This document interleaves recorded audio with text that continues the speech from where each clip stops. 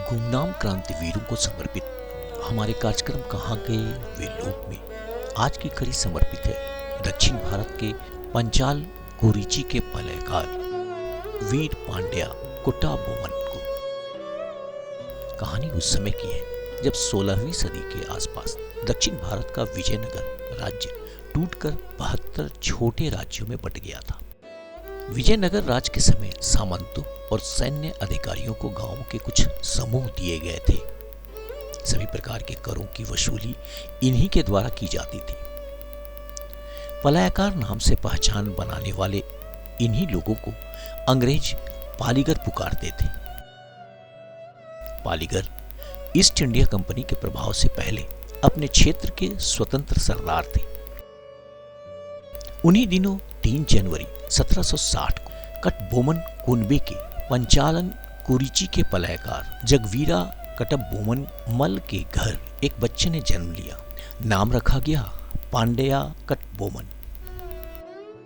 उसके काले रंग के कारण पूरा कुनबा उसे कारुथयाह और काला राजकुमार कहकर पुकारते थे। पांड्या अपनी वीरता के कारण जन समुदाय में वीर पांड्या के नाम से प्रसिद्ध था। वीर पांड्या के 2 और भाई भी थे, दलवी कुमार सामी और दुराई सिंगम। ईस्ट इंडिया कंपनी ने इस क्षेत्र पर अपनी सीधी पकड़ बनाने के लिए पालीगारों को नियंत्रित करना चाहा।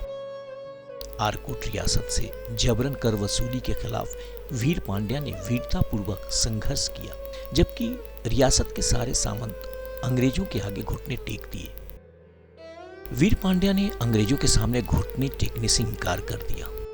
कर संग्रह को लेकर अंग्रेजों के साथ विवाद में वीर पांड्या द्वारा एक ब्रिटिश अधिकारी की हत्या के बाद अंग्रेजों के विरुद्ध उन्होंने युद्ध छेड़ दिया, जिसे 1799 का पहला पालीगर युद्ध कहा जाता है। वीर पांड्या ने कुछ अन्य पलयदारों के साथ मिलकर ईस्ट इंडिया कंपनी के विरुद्ध संघर्ष छेड़ दिया।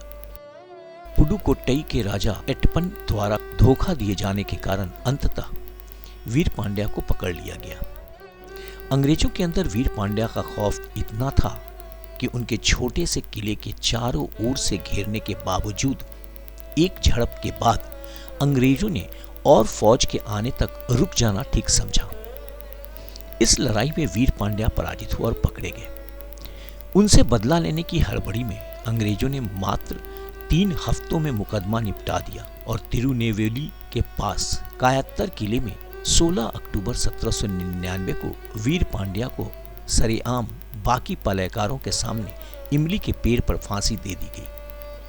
उनके साथियों को भी दर्दनाक मौत मिली। दुर्भाग्यवश ऐसे क्रांतिवीरों के बारे में पूर्ण सूचना आज भी राष्ट्रीय स्तर पर अनुपलब्ध है, मात्र स्थानीय किंवदंतियों और किस्सों तक ही सीमित है। वीर पांड्या कटबोमन को हमारा कोटि कोटि नमन।